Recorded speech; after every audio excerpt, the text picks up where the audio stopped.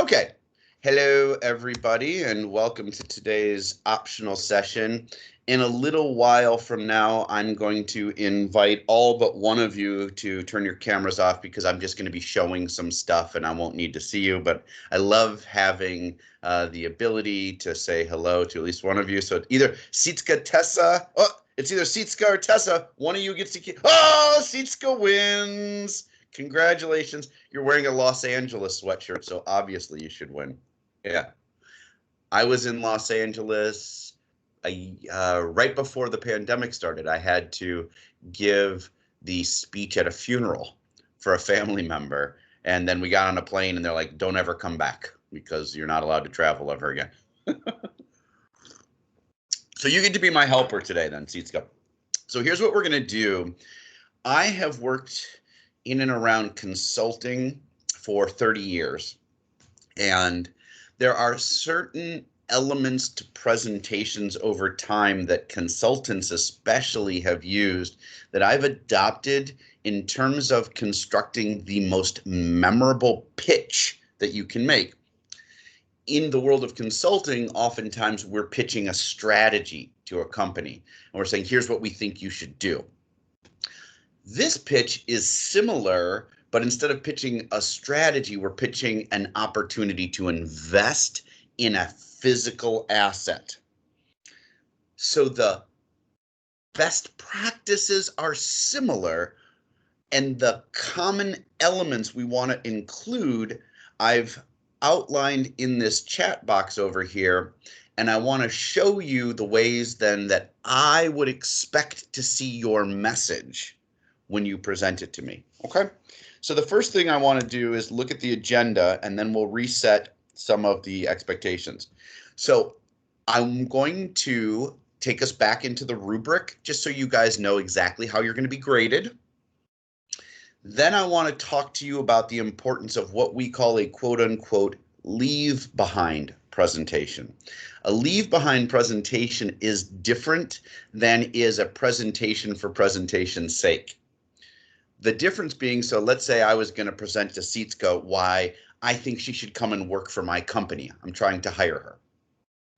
So I might have point number one, we're young. Point number two, you're going to make a lot of money. And point number three, I'm the most handsome boss you'll ever have in the history of your life, right? So I might just have those on a slide as talking points. But now Sitska 2 days later goes, I don't really know if I want to work for Kaminsky. And she goes and she grabs the PowerPoint and she sees those points. It says they're young, I'm going to make money, and he's handsome. But if there's no picture of me, how do you know I'm handsome?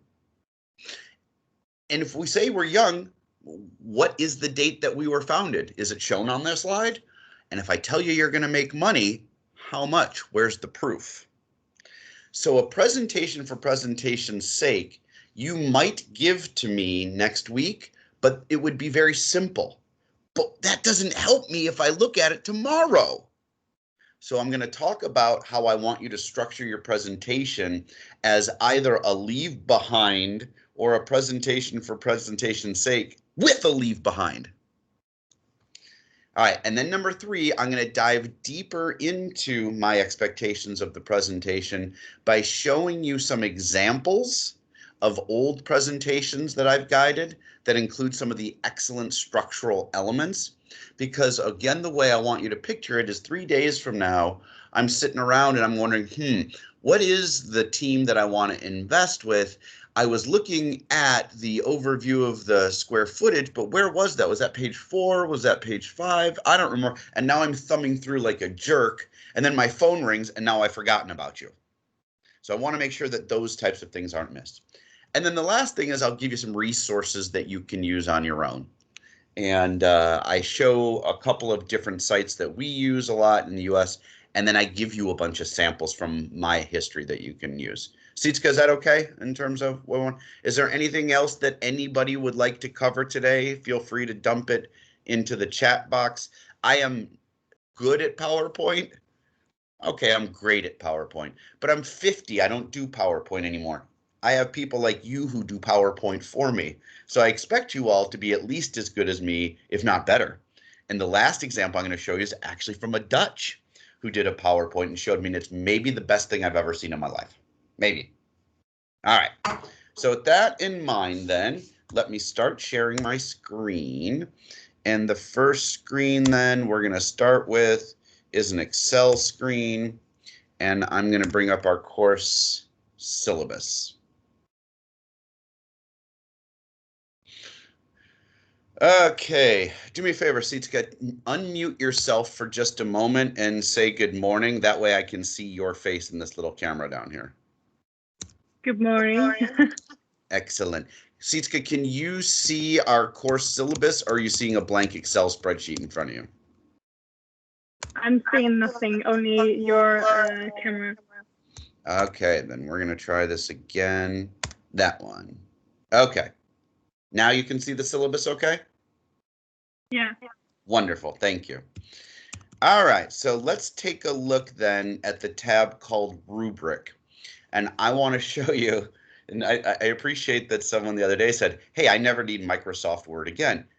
So this is me as a professor grading. And so what have I done? I've built a grading model inside of Excel so that what I'm going to look for is, first of all, I'm going to look for what you put on the slides.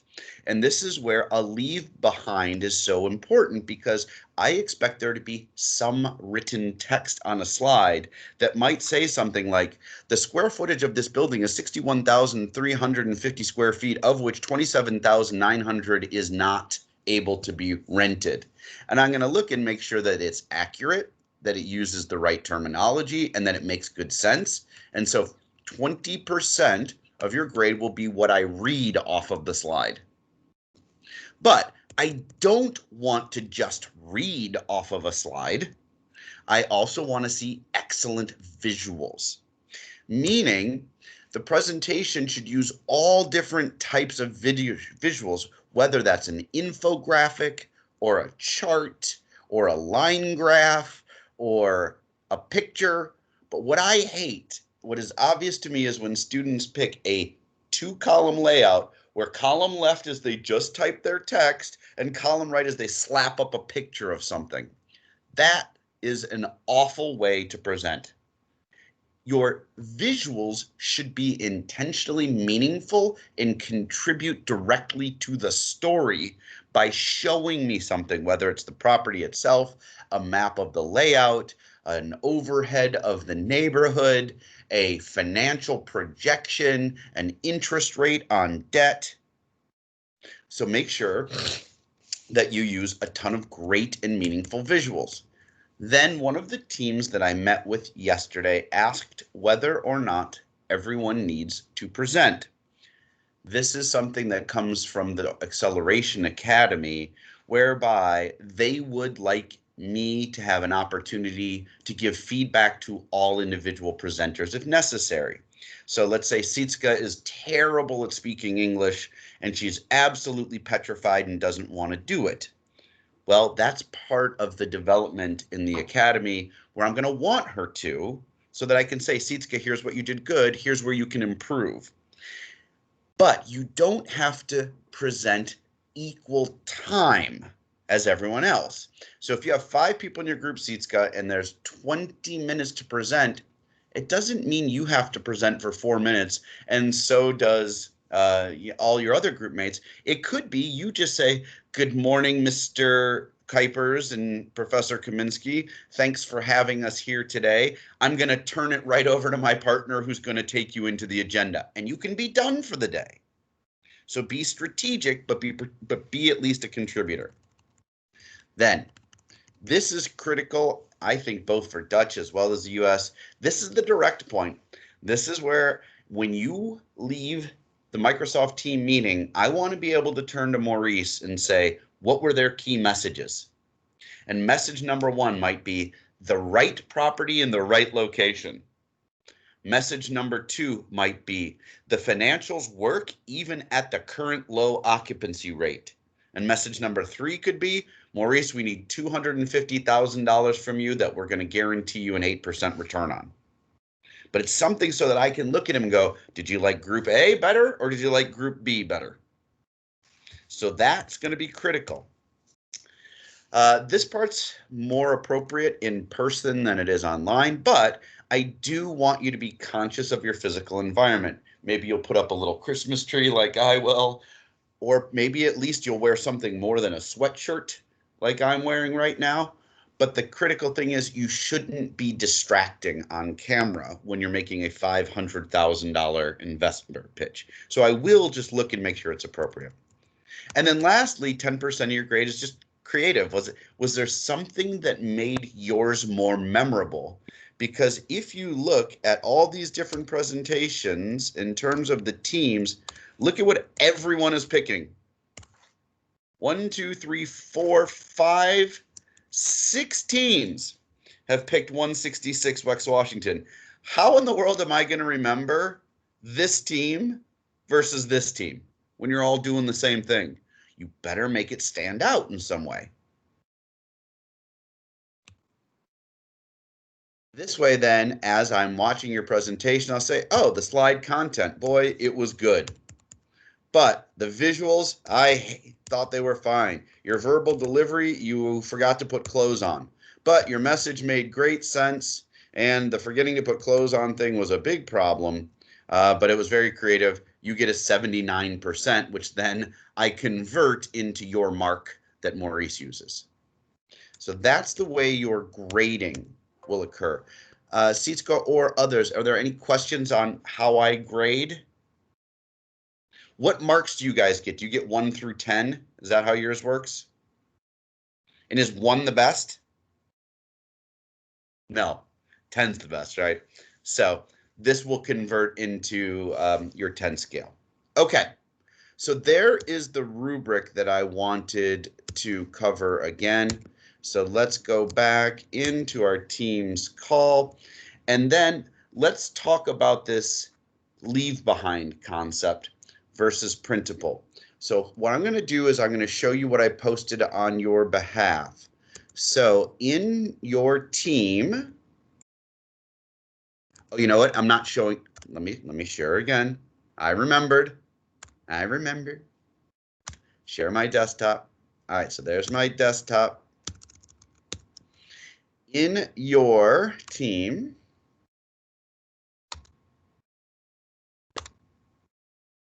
under the general channel in the files area, I've added this new folder in here called your PPT. And so if we go inside this folder, there are 2 things in there. This is a zip file that is going to contain for you some sample elements that you might want to use on your own. I provide for you a bunch, and honestly, some of these things are 20 years old but still work. But these are templates that you can use. But I consolidate some of my old examples then into this sample PPT slides that I want to open for you right now. And as I open it, what I'm going to do is cross-reference that document that has my tips in it in the agenda, so you can see examples of my expectations. So let me go ahead, and it's still opening because it's a big file. And let me see if I can get Sitska's picture up with me at the same time. How come I can't get you there, Sitska? I'd really like for you to be on my picture at the same time. What if I do that? There's you. There's PowerPoint. Now it's only you. Stay put. Nope, didn't work. Okay, I'll toggle. You can see my PowerPoint, no problem? All right. So let me run the show.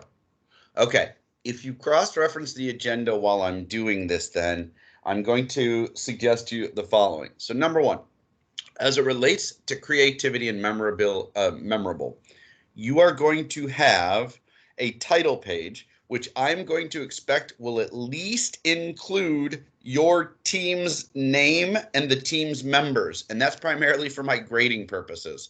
I want to see what team, and I want to see who their team number is, or members are. And then if you want to do something cute and creative and name yourselves, Dutch Investment Capital Group or something like that, that's fine.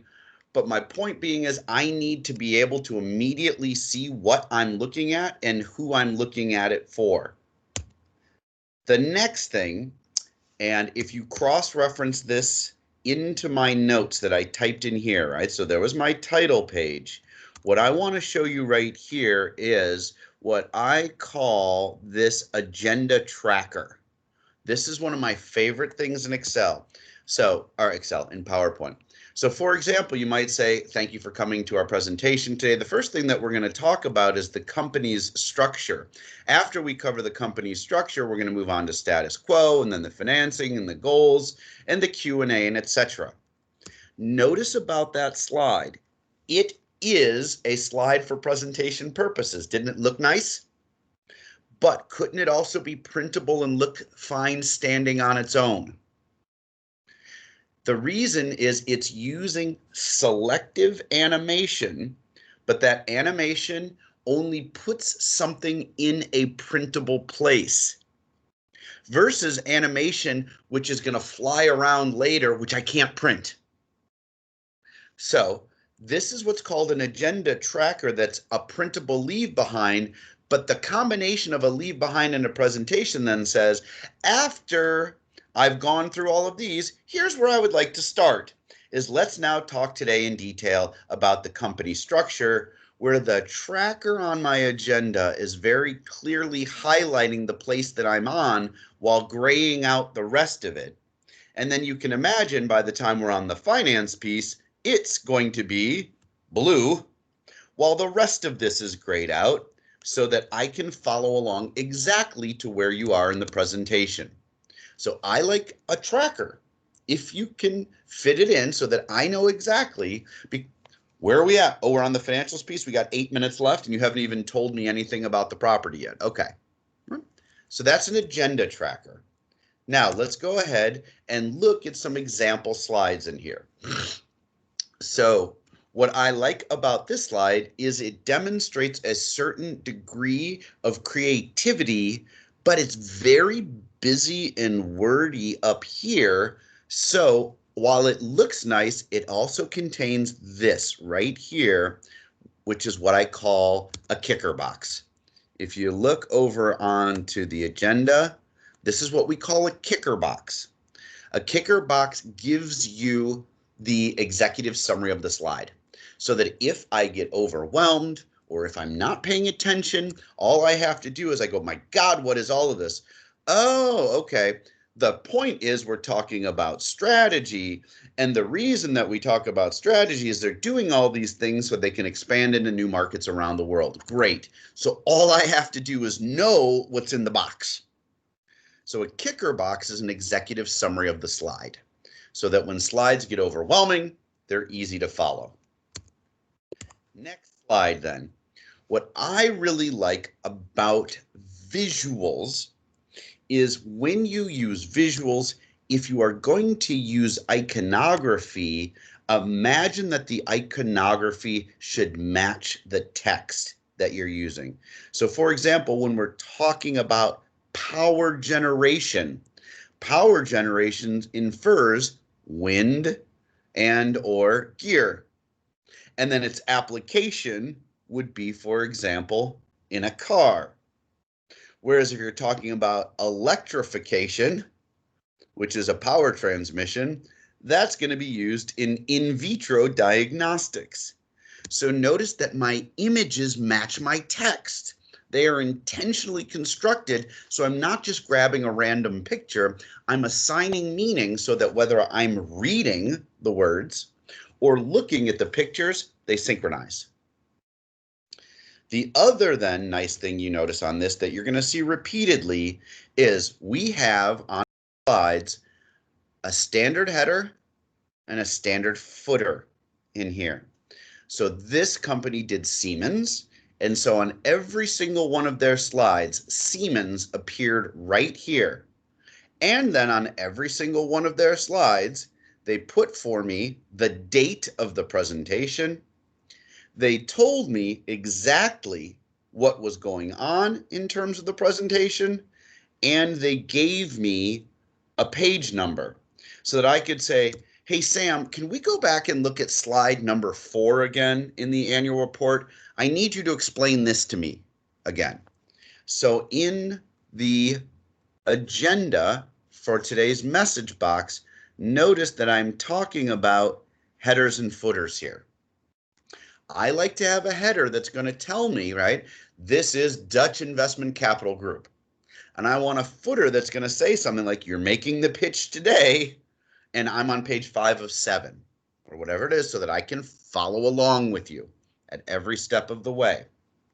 With that in mind too, I would also suggest that since you are doing a leave behind that you're going to post into the assignments area, right? If you haven't done that in Teams yet, you should have under general area a tab called assignments. It's from in the assignments area that you've got your investor pitch. And what I would ask is just every team captain go and turn in their assignment. And when they turn in their assignment, make sure that I know who the team members are on the assignment itself. So you might consider doing something like having a very specific file name, like investor pitch team 6. And then within the, what did I call it? The title page, have everybody's name so it's easy for me to remember who's presenting in what team. So use your file name too as part of your logic, and then you will turn it in via Teams under the assignments area. Okay. All right. So let me show you this one. This is a standard consulting slide that I produced not too long ago, which I wanted to reaffirm for you a couple of things. Number one, this in the header is what we call Title 1. So you can imagine, as compared to this, I might be right here in my presentation. Let's just pretend that said finance. That would match to here, finance. So it's like the chapter of the book that you're on. So I'm in finance, let's say.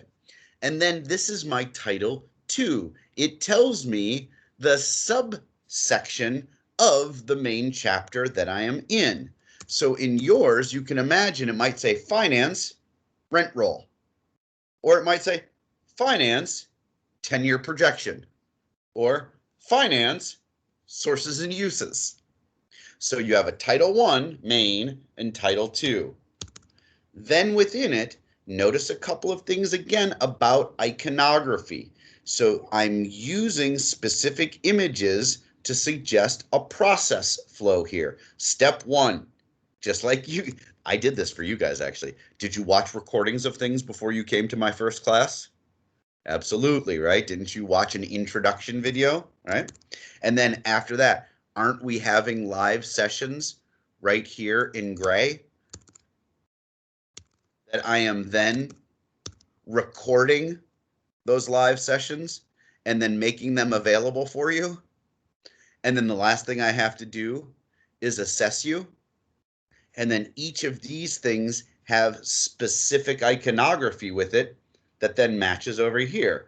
So for example, the timing for you in a virtual location, you are virtually with me right now doing a synchronous session where we're doing this live session right here. And if I wanted to, I could say, all right, Sitska, go ahead and present to me what I've done right now. And then that way I can see what you're up to. So again, structured header with a Title 1, a Title 2, specific imagery that suggests a process flow, iconography that matches, with a footer that includes my page number and my number of pages. Now, where you all then will begin to have some fun, and you'll do more than I do because I don't have time for this stuff in my life, but this is then animations. If you are going to use animations, I just suggest this. You make sure they have a specific purpose. So let's take a look at this. First of all, I know from the header, we're talking about Nike. Here was their Title 1, the way they chose to present it. They're on Nike's future. And here's their subtitle. What they're planning on doing is how do we double business and reduce the environmental impact. Notice their footer. They've got a page number here. They have a title here. And this was the way that they chose to do their tracker down below. And notice this one is bolded and underlined. So they're telling you we're on future right now.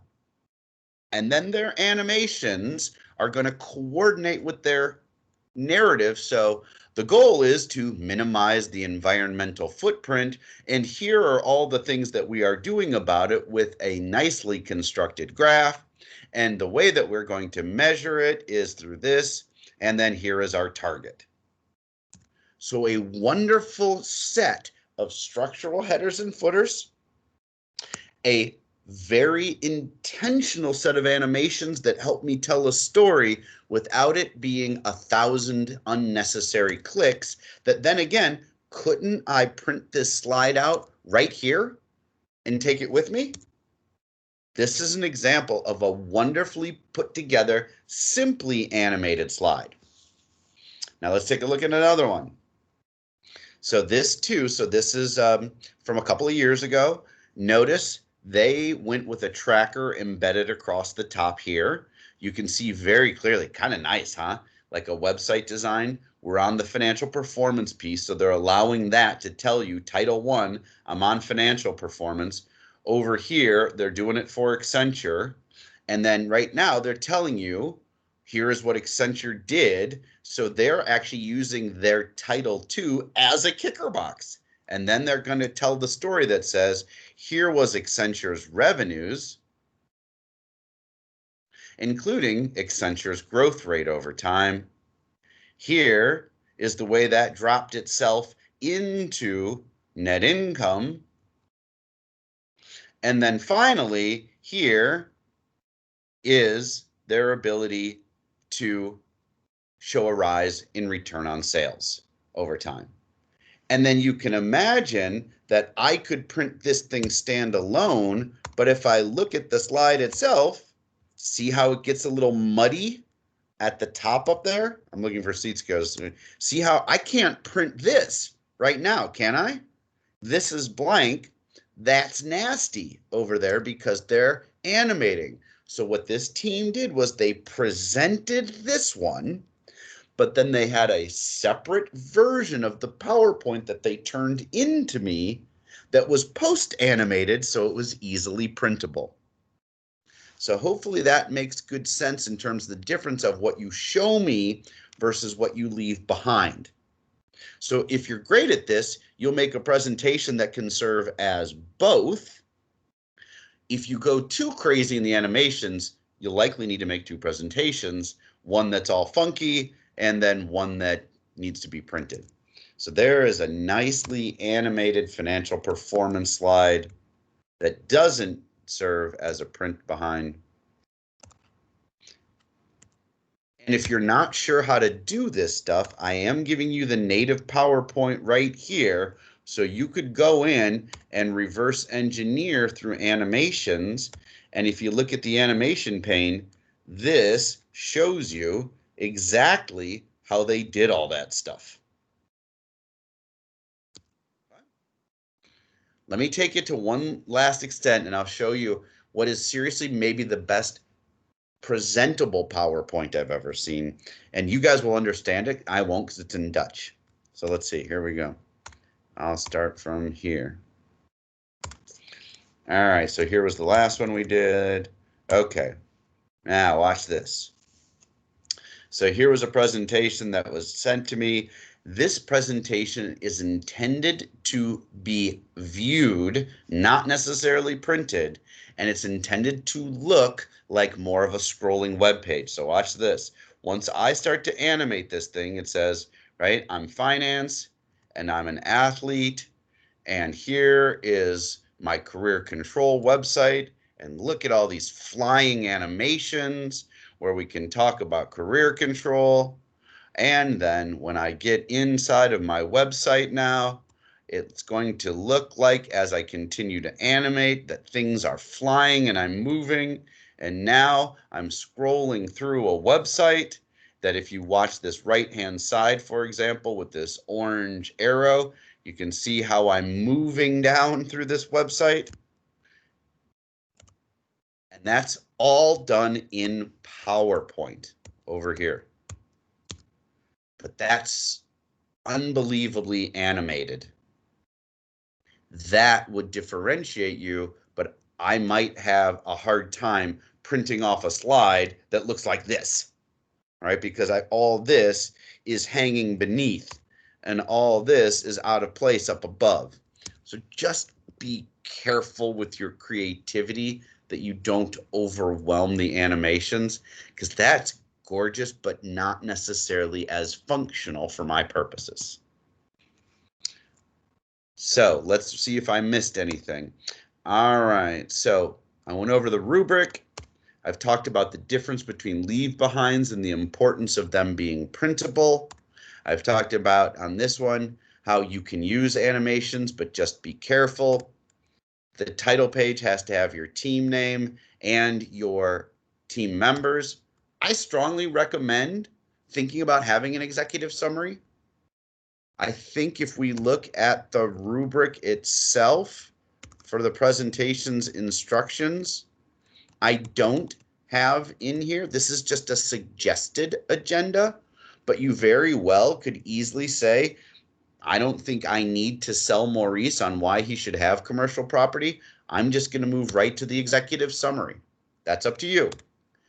I've talked about headers and footers and the importance of being able to tell a cogent story while I know where I'm at and what page I'm on. I've talked about the importance of an agenda and how to have a tracker to help us keep touch if you'd like. Visuals absolutely must represent the content that's in the slides. It shouldn't just be a picture of my foot. I love the data piece. For example, that animated financials slide, you're showing me numbers and you're doing it in a chart-based form. I've talked about being cautious about animations and how if you're animation heavy, you may have to do two presentations, one that you show and one that I print. And then I've talked about kicker boxes. So those are all the types of things I look for. Now, see, you don't have to have every single one of those things. Right? You need to tell a great story, because what I want you to remember is that here is the way that I've built this class. There are 3 roles in here. There's the investor, which is going to be played by Maurice, but I demonstrated to you through Rod. There's going to be the investment advisor, is going to be me, that I demonstrated to you guys through Tim Rose. And then there's going to be the property investment manager, which I showed to you through Matt yesterday, and that's your team. And so when you think about the audience, Maurice is your primary audience. You must convince him to invest, knowing what his primary interests, goals, needs, constraints, cash flows, and current situation are. I'm the one who's going to be nodding and going, Maurice, you should believe this team. They sound like they make sense because I'm looking at those numbers and I agree.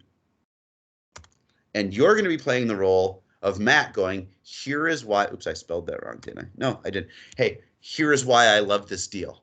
And here is why I think you should invest in it. So with that in mind, the last thing that I give to you is, and I put it in a zip file, so I'm going to open it from a slightly different location because the zip files sometimes take too long to open. So let me show you these. Where did I put them? BSE 4520.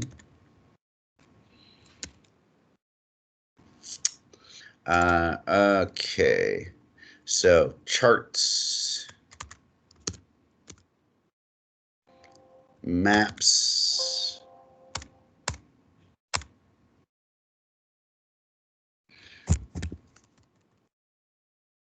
All right.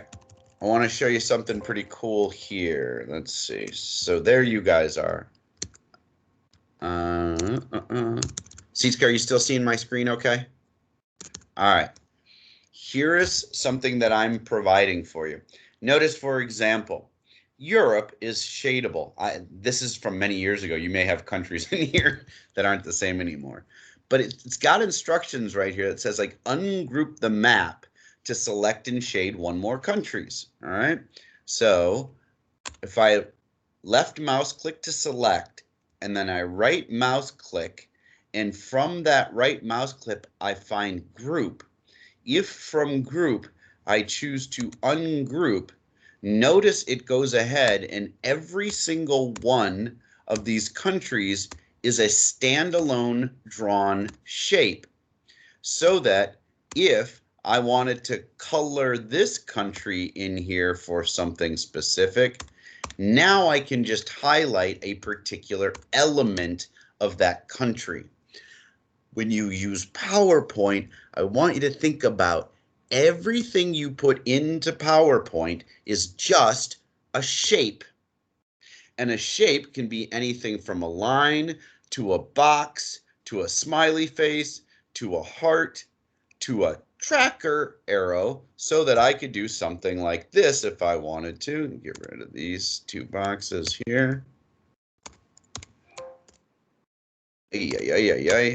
I'm going to insert the shape. This is my first part of my tracker. Every shape is a text box. So for example, I could add the fitted piece in here. Part 2. And then notice how awful and terrible it looks here. A shape is a text box that then if you select on it, notice we get shape format, select off the shape, select on the shape, select off the shape, select on the shape. And one of the things I love here is if I right mouse click on this outside, there's something called size and position, where from size and position, I could give it over here like a standard height. Like let's say I wanted everything to be 2. So that if I wanted this one to match, I could do the same thing and change my size and position. I can change the text itself, just like I can do in Excel. I've got my shortcut commands that I can do here. And if I wasn't sure it was in the right place, I can look at my position. And this says its horizontal position is 1.4. Its vertical position is 1.44. What if I made this one 1.5? And then I made this one 1.5. Now I know that my shapes line up exactly at the same level onto my spreadsheet. So to me, great PowerPoint construction is building shapes using text and then situating them properly using size and position. And that way you can make PowerPoint do anything you want to show. Like this was a presentation that I gave, that's the fuller piece. Where was it? ICBE, I think it's this one here.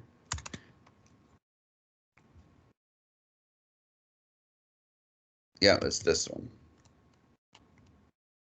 So for example, right, here's my tracker. So here's my methods. So I can do things like pull out America and say, hey, I've taught in America from 2002 to the present. I've taught more than 1,500 students. And then I went to China. And when I was in China, I taught at 3 different universities. And then I went to, and I don't even know if that's the right country anymore. Is that Germany? Right? And etc. Then I was in Slovakia. Those are just shapes. They're shapes that then I selected individually, customized, and animated. So that's my key tip for you, in terms of PowerPoint is when you're building your stuff, have it be structurally excellent, but when you get in a pinch, just think about it as being a simple shape that you can customize. All right. Let's see if there's one. So maps, I showed you. Did I open up the charts too? Let's go back and open up the charts. This one you all might like. So North Park University, Z Archive. Again, this one is in your Teams folder. This one here. Oops. Nice. Do this. This one's older. Let's make sure it opens properly. Ay, ay, ay.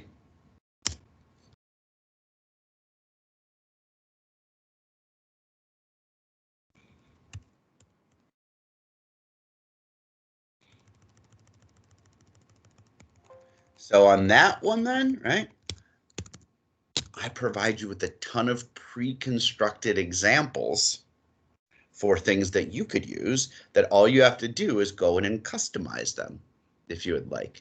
So I gave you that one called charts. And then there was one other one that I provide for you. Where's my Teams folder? It's called this one. So back to your general, into your files, into this PPT folder. Here's your PowerPoint visuals. I don't know if I can launch it from here. I think I have to extract charts, maps, visuals.ppt. That's the other one I want to show for you. So TUV.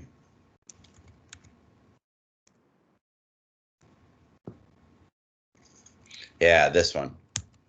So this one too has, I think, like 100 slides worth of example. Look at that one. Ha! Just a bunch of little bubbles.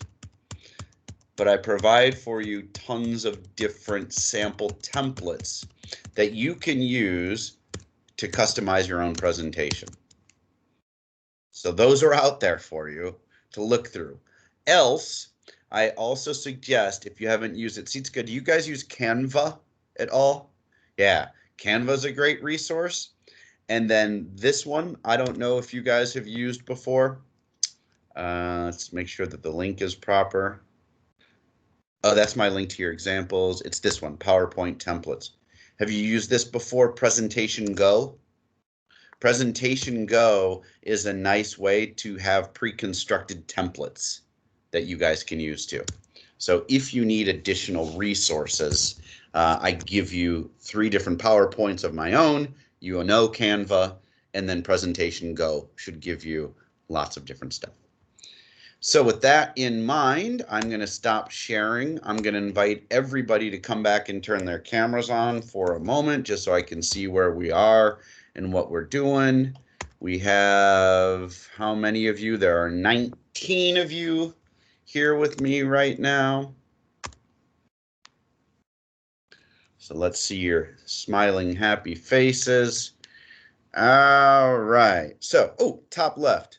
So Alex, anything in there that was confusing? Can I answer any questions for you, or thumbs up from you?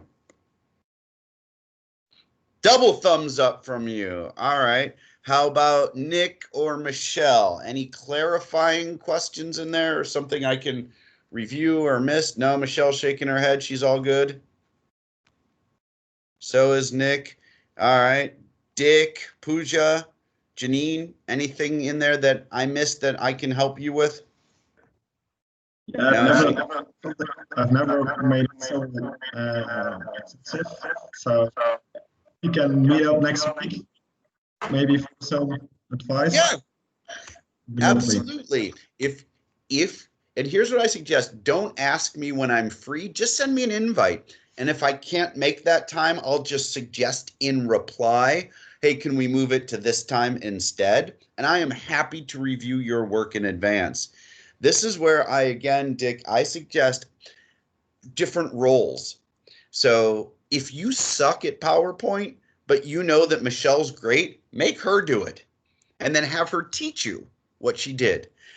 I can tell immediately if you have 5 people on your team and you're like, all right, Sam, you do the executive summary, and Pooja, you do the finance piece, and Basan, you're going to do the property overview, and all of the slides look different, and then you just smash them together, and you're like, all right, let's make a presentation. I can tell that immediately, and I'm going to grade you down on it. So instead, what I suggest you say, Michelle, you're the expert at this. Here is the way I would like my slide to look.